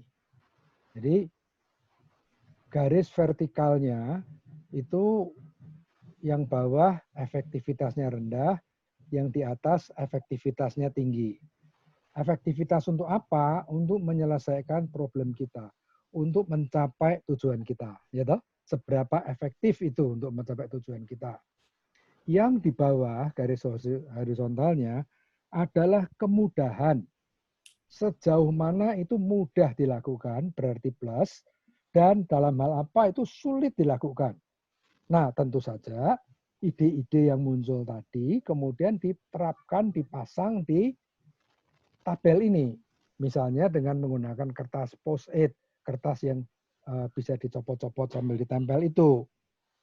Nah, pilihan kita tentu saja yang di kanan atas kan, karena itu sangat efektif dan sangat mudah dilakukan. Nah, sampai di sini saya harapkan dari Bapak Ibu sekalian sudah mulai berpikir, mengembangkan ide macam-macam, lalu mana yang efektif dan mudah dilakukan. Itu adalah rumus sederhananya begitu. Oke. Nah, saya berikan contoh. Boleh saya pakai contohnya Sanggar Prativi ya, Pak? Silakan. Nih kan. Jadi kalau dalam bisnis kita akan membuat tabel seperti ini. Tujuannya apa? Mengembangkan produk atau jasa untuk menambah daya saing macam-macam gitu dah. Nah, kemudian kita harus menguraikan semua seperti tadi stackernya itu diuraikan dari segmen customer kita itu siapa, perlu dijabarkan, bahan bakunya, proses produksinya, kemasannya, quality controlnya, semua sampai ke customer relationship, semua dijabarkan. Ya, kalau itu dijabarkan, nah inilah yang akan dikawin-kawinkan seperti film Scamper tadi, begitu. Nah, kalau saya ambil contoh dari Sanggar Prativi, nah apa bahannya? Room, office room, function room, parking room, cafe room, itu kan banyak tuh. Sampai studio room gitu kan. SDM-nya siapa aja? Office boy, satpam, orang admin, ya, lalu ada orang kreatifnya seperti Pak Rizal, orang marketing, infrastrukturnya apa semua. Nah, itu nanti akan dianalisa mana yang bisa diganti, mana yang bisa dikombinasi, mana yang bisa diadaptasi, dan seterusnya. Tidak harus semua, cukup beberapa saja gitu. Nah, ini adalah penerapannya. Dan sebelum zaman COVID ini, saya biasa melakukan ini ke perusahaan. Saya memberikan konsultasi, memberikan pelatihan yang tadi itu, kemudian mengkonsultasikan dengan proses ini sampai jadi. Tentu saja nggak cukup 1 hari, mungkin beberapa kali pertemuan kan. Yeah. Seperti misalnya saya pernah lakukan untuk sebuah perusahaan nasional besar di aspek keuangannya. Bagaimana prosedur keuangannya dibuat menjadi lebih customer friendly, begitu kan. Itu misalnya salah contoh. Tapi yang paling sering untuk product development. Yang paling sering. Service development. Ya, ini sebagai contoh saja nih. Bagaimana bisa dilakukan. Nah, ini ringkasan saya lah. Sebelum nanti kita bertanya jawab dan saya ingin mendapat masukan dari Pak Abi Susanto. Ini saya ulang ringkasan apa yang tadi sudah kita bahas, gitu kan? Ya, ini yang penting. Percaya diri, antusias, berani ambil risiko, nggak usah takut diketawain orang. Dan ini kita bicara tadi mengenai 9 kecerdasan oleh Howard Gardner. Kita tuh punya di mana kecerdasannya, gitu kan? Dan ini kita tuh orang introvert atau ekstrovert, gitu. Itu yang saya ituin. Nah, proses selanjutnya saya hanya selintas saja. Proses selanjutnya ini untuk tahap berikutnya ya, bukan untuk acara kali ini, untuk acara berikutnya. Misalnya creativity dari Tony Busan, mind map, ini teknik juga yang kelak kita bisa bahas bersama-sama. Teknik brainstorming, bagaimana melakukan proses kreativiti dalam kelompok. Kalau tadi kan individual ya. Kemudian bagaimana menjadi role model atau agent of creativity. Bagaimana membangun suasana kondusif. Bagaimana kita menjual inovasi kita, bergerilya di akar rumput, mendapatkan sponsor. Ya. Ini pada tingkat lanjut akan kita bahas, gitu kan? Nah, selamat berinovasi. Dan saya akan memperlihatkan di sini, teman-teman. Sebenarnya kreativitas, inovasi itu yang penting niatnya. Ya. Buruh bangunan ini pun bisa melakukan inovasi. Mari kita lihat filmnya. Ya, sangat sederhana. Saya yakin mereka nggak pernah belajar kreativitas kok. Ya, oke, ini tukang bangunan yang tidak pernah belajar creativity, tapi modalnya niat dan passion yang dikatakan Pak. Ya.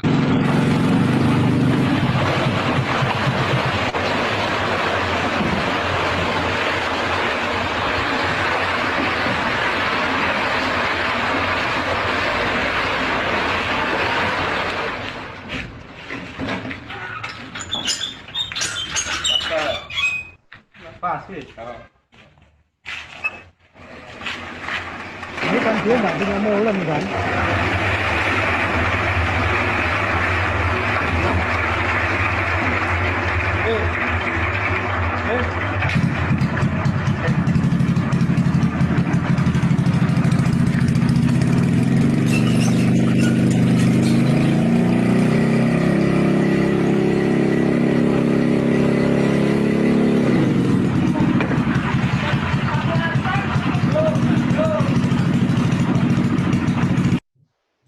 Bisa lihat Pak apa yang terjadi? Ya. Bisa lihat? Ya, bisa. Bisa ya? Bisa kelihatan. Nah, ini kan orang sebenarnya nggak belajar creativity apa-apa kan dia Pak. Cuma niat. Dia bisa memberdayakan, dia nggak punya molen, lalu drum dijadikan molen, betul? Lalu nggak punya apa itu lift, dia mengkerek apa tuh barangnya naik pakai sepeda motor tadi kan Pak, bisa dilihat ya? Ya. Nah itu loh, itu yang saya artikan bahwa sebenarnya untuk kreatif, bukan kreativitas ala seniman nih ya, ini kreativitas street smart, kreativitas jalanan untuk problem solving ya, itu dilakukan seperti ini gitu. Dapat gambaran? Iya. Itu Pak, yang ingin saya sampaikan, barangkali ada komentar dari teman-teman yang lain. Ya, silakan Pak. Silakan Pak. Ibu-ibu dan bapak-bapak sekalian, saya rasa saya ingin berangkat dari mengatakan tadinya saya itu berpikir kreativitas itu ada dua sisi. Sisi yang pertama itu kreativitas di dalam seni. Di dalam seperti seni lukis, seni sastra. Tetapi terus saya juga melihat ada kreativitas dari sisi bisnis atau industri. Tadinya saya itu agak secara tegas memisahkan dua hal ini. Tetapi kemudian perjumpaan saya dengan kreativitas yang sejati itu terjadinya pada waktu saya mulai banyak bermain-main dengan perhiasan. Karena saya kebetulan kan suka perhiasan. Nah, kita seringkali itu harus menyatukan antara beberapa hal sekaligus. Kalau kita punya klien yang ingin membuat suatu perhiasan yang wah gitu kan ya, itu kan ada hal yang given, bentuk fisiknya, umpamanya bentuk jari jemarinya, bagaimana bentuk wajahnya bulat atau tirus atau oval. Di sisi lain kita ada juga hal yang nanti dapat kita mainkan di dalam kaitannya dengan masalah desain dan bahan. Bagaimana kita menetralisir wajah yang agak bulat, menetralisir wajah yang terlampau lonjong umpamanya. Tetapi yang juga kita harus masukkan dalam variabel itu sebetulnya adalah dua hal lagi, yaitu yang namanya kegunaan dan keindahan. Kan saya sering mengatakan harus ada keindahannya, harus ada dulce et utile gitu ya. Dan dua ini harus kita padukan. Tetapi ini semua nanti harus kita ramu lagi dalam bentuk kemudian mengkerucut pada bagaimana kepribadian yang ingin dikeluarkan. Jadi saya dulu banyak bermain-main dengan hal ini. Saya dahulu sangat terpengaruh oleh kata-kata Picasso ya, yang mengatakan semua yang dapat dibayangkan itu nyata. Tetapi saya menemukan dalam pekerjaan ini, yang saya sering kotak-katik itu dalam perhiasan, ternyata tidak demikian. Saya bisa banyak membayangkan, bahkan saya sudah memanggil desainer untuk menggambar perhiasan, tetapi pada waktu mau diproduksi tidak bisa. Karena secara teknis tidak mungkin, atau tidak kuat, atau dipakainya kurang nyaman. Jadi di situ kita lalu harus mengambil komponen yang lain. Nah, kalau kita kembali pada bagian awal Pak Adi Tresnanto tadi, ada hal yang menarik memang. Kalau kita, ini kan kita berbicara mengenai the theory of multiple intelligence di situ. Memang ini adalah satu intelligence sendiri, bidang kreativitas ini. Yang harusnya bidang kreativitas ini nantinya kita hadap-hadapkan dengan apa yang namanya adversity intelligence. Jadi ini baru akan seru. Jadi kalau kita tadi Ibu Ratna mengatakan di bawah tekanan, barangkali lalu kita harus mencari jalan keluar, tetapi bisa juga tidak di bawah tekanan. Nah, pengalaman saya tidak di bawah tekanan itu tadi sudah benar, bahwa kita perlu melihat saya manusianya manusia seperti apa. Saya umpamanya, saya akan bisa rada kreatif kalau saya pas sendiri. Kalau situasinya sangat hening. Kalau saya kan biasa bekerja hingga malam hari, lalu itu kreativitasnya akan bisa muncul. Itu berarti kan kita sangat tergantung pada apa yang namanya circumstances, kan? Kondisinya seperti apa ini yang harus kita lakukan.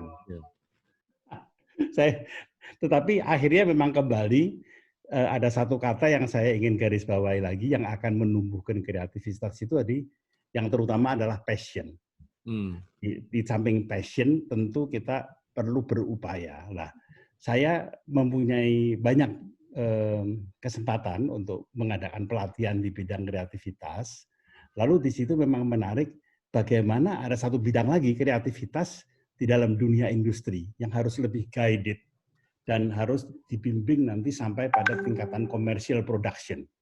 Karena dari sisi keindahan sehingga nanti juga commercially viable. Itu sedikit tambahan dari saya. Terima kasih. Kreativitas adalah gabungan berpikir realistis dengan imajinatif. Ya. Maka bagaimana melatih keduanya dalam keseharian? Ya, begini. Kalau saya ya misalnya ya, nomor satu kan mulai dari moment of creative kita itu berangkatnya dari situ dulu ya.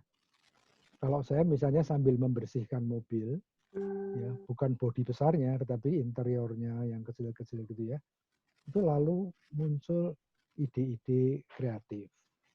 Nah, kalau menurut teorinya itu kan ada tahap inkubasi, tahap apa gitu kan? Teorinya kan begitu.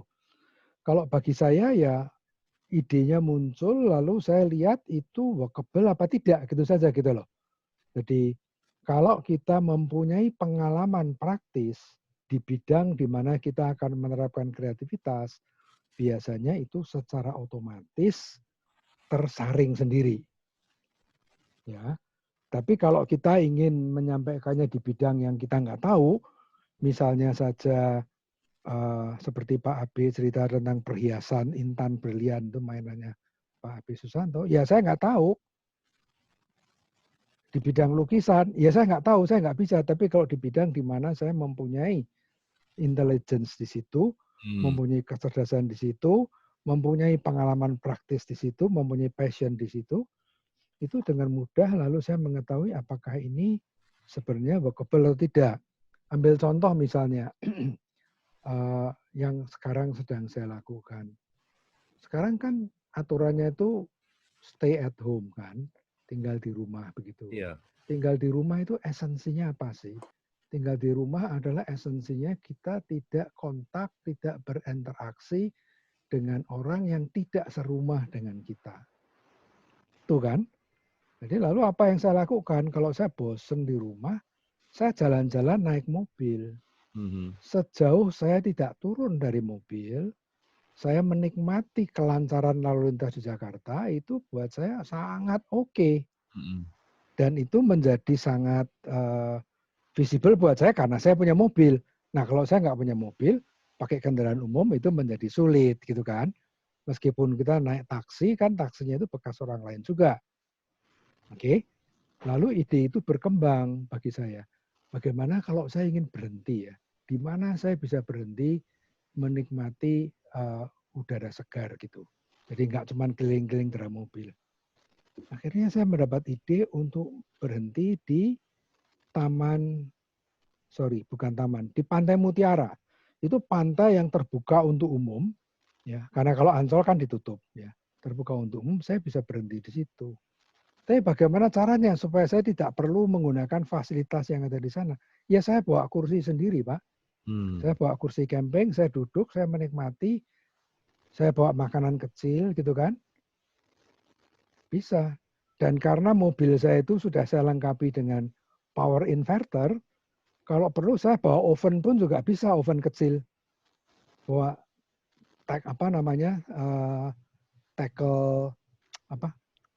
ceret listrik pun bisa gitu loh Pak.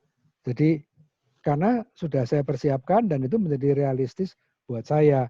Buat orang yang tidak mempunyai perlengkapan itu ya tidak realistis gitu. Itu ini untuk Pak Abe nih ditanya Pak. Bapak sudah ganti jurusan dari strategic thinking ke seni perhiasan. Oke.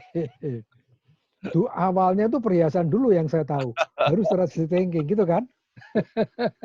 Gimana nih Pak Abe?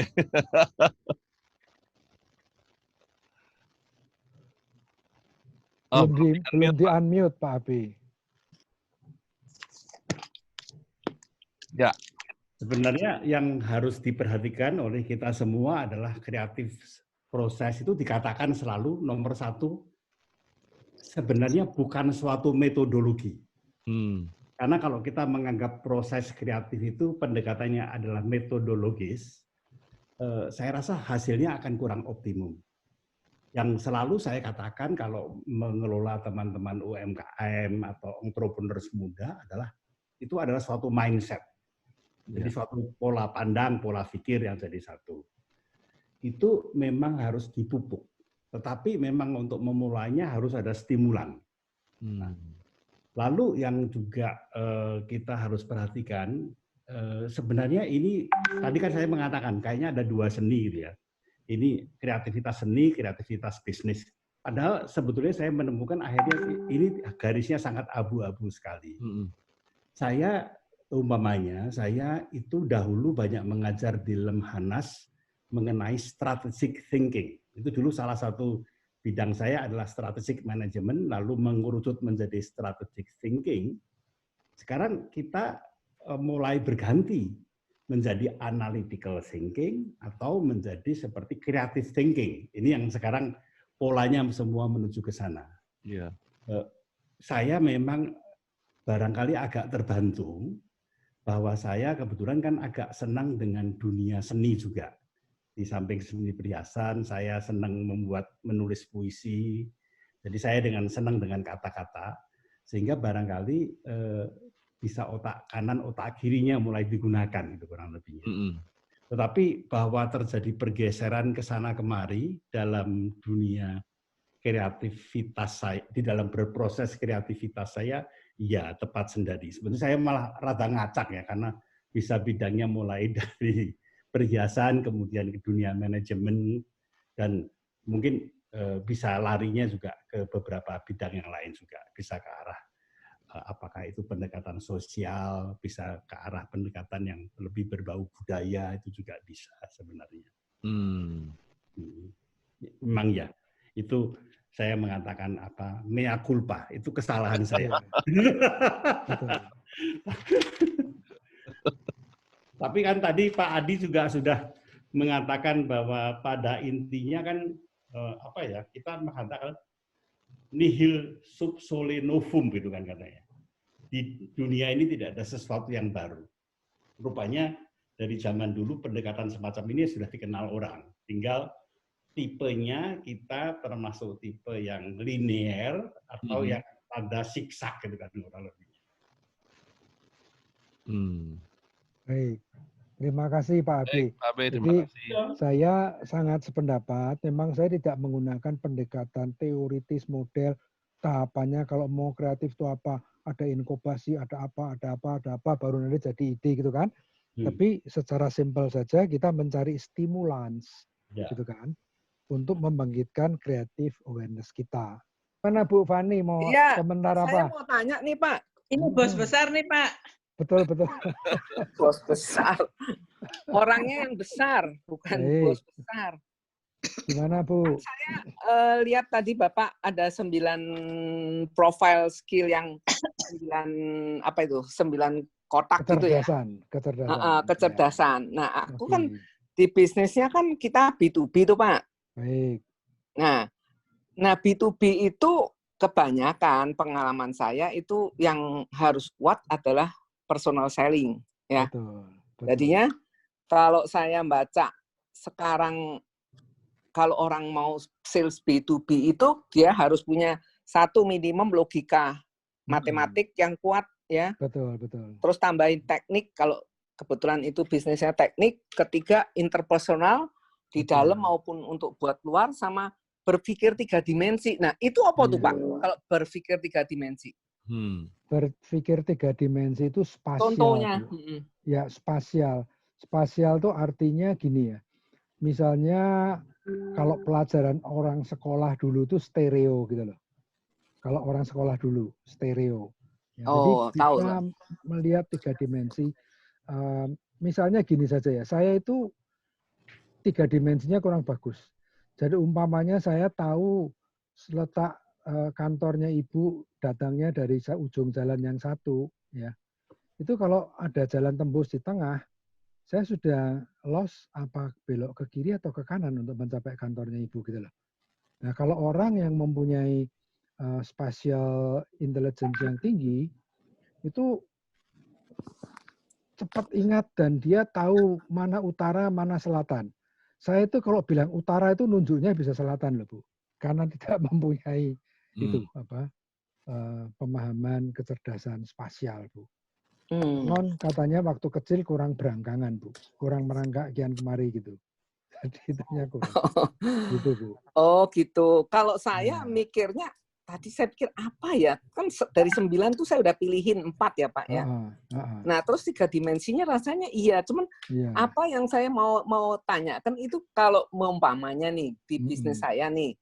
Kan Anda kalau bisnis B2B itu kan kamu harus tahu kebetulan ini kalau kita konstruksi ya Pak ya. Tahu siapa developernya, siapa konsultannya, siapa MK-nya, macam-macam dah ya. Betul. Anda itu harus bisa meraba. Itu dari sekian organisasi itu who is the most decisive buying influence. Tanpa kamu nggak punya sense itu nggak akan kemana-mana itu. Baik, kalau begitu itu begini. Sama nggak dengan yang berpikir seperti itu? Ya sedikit lain, tapi begini. Untuk menjawab Ibu ya, saya itu juga punya acara online yang selling B2B. Itu setiap hari Rabu sudah jalan urutan ketiga itu bersambung sampai 5 seri. Ini sekarang sudah 3 seri B2B. Mulai dari prospecting, mulai dari memahami prospek, itu detail. Nanti kita bisa bahas. Ya wis, oke. Ya, saya baru tahu Ibu nanti kalau saya tanya link lagi lah untuk saya invite Ibu kalau saya pas ada acara yang itu hari Rabu. Tadi saya udah minta di invite kok tadi. Ya. Oh iya. Oke. Tapi acaranya bukan di sini Bu, di tempat lain. Oh iya. Di tempat lain, ya. Oke. Baik, yuk yang makasih. lain. Mari. Ya. Komentar lain? Pak Joko tadi sudah sharing. Kalau memang semuanya sudah, sekarang kita dari 50 sekian peserta tinggal 42, beberapa mungkin sudah sedang ada kegiatan Pak. Ada kegiatan lain begitu. Saya hanya menyampaikan pesan ringkasan saya tadi sudah saya sampaikan bahwa yang paling penting sebenarnya mengetahui kecerdasan kita itu di mana, ya. Disitulah area di mana kita bisa berkreasi, oke. Lalu menemukan di saat-saat mana kita bisa paling kreatif, bisa menemukan banyak ide. Tentu saja itu sangat dipengaruhi apakah kita orang introvert atau ekstrovert, tapi itu nggak penting. Yang penting adalah apakah kita bisa mendapatkan ide dalam kesendirian atau ketika bersama-sama dengan orang lain, begitu. Ya, itu yang penting. Dan berikutnya adalah ya apa yang saya berikan tadi adalah stimulans untuk membuat kita meningkat creativity awareness-nya gitu loh. gitu kan. Nah, kalau di pelatihan dalam ruangan memang lalu yang tadi latihan piring dan latihan nyamuk itu harus sangat ekstensif benar-benar gitu kan. Dan di Ibu Edith masih ada nggak nih di perusahaannya suaminya Bu Edith itu juga dilakukan proses tatap muka walaupun sampai belum menghasilkan inovasi benar-benar ya. Tapi sebenarnya bisa itu dilanjutkan sampai menghasilkan inovasi. Nah, Bu Edith kan masih ada di sini. Betul kan Bu Edith? Ya, Bu Edith, silakan di-unmute. Betul, Pak. Betul ya.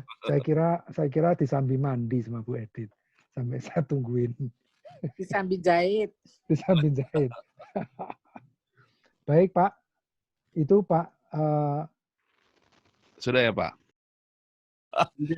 Ngelihat yang tadi ya, ada lagu bagus itu. Ya. Ada yang mau disampaikan Pak Abe sebagai ini terakhir? Tidak, saya rasa ini suatu hal yang bagus, bisa disebarluaskan, dan saya cuman kalau mau memberikan tambahan kecil saja, kreativitas itu kalau mau bagus, harus berkaitan dengan situasi yang ada sekarang, dan arahnya selalu harus memberi solusi. Gitu, intinya. Arahnya memberi solusi.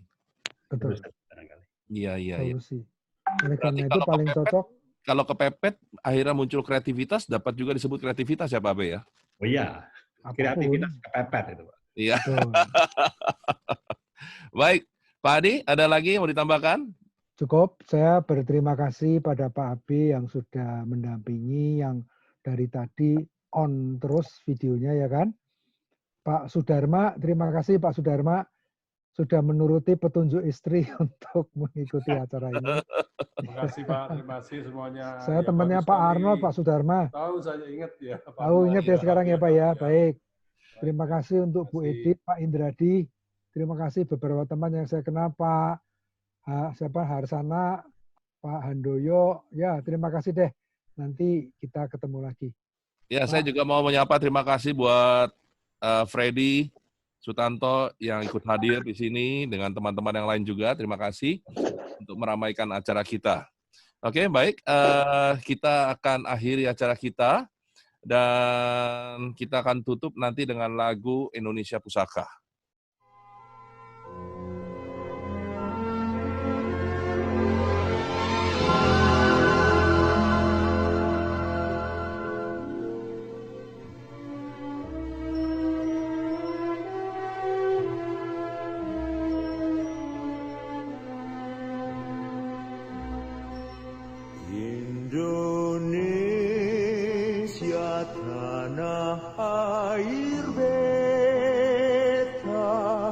Pusaka abadi nan jaya, Indonesia sejak dulu kala selalu dipuja-puja bangsa.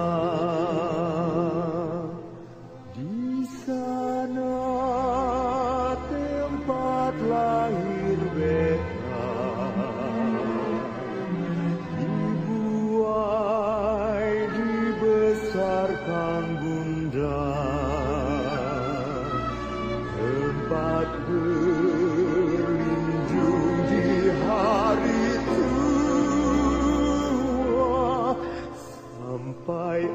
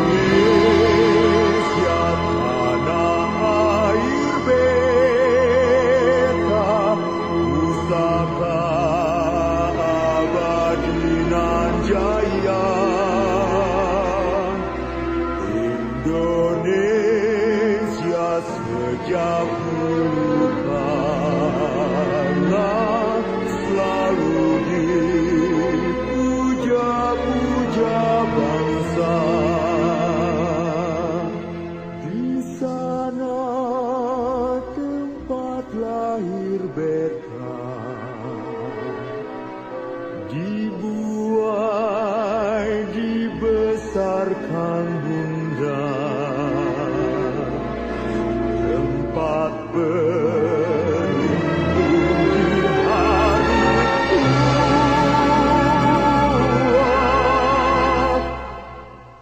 sampai akhir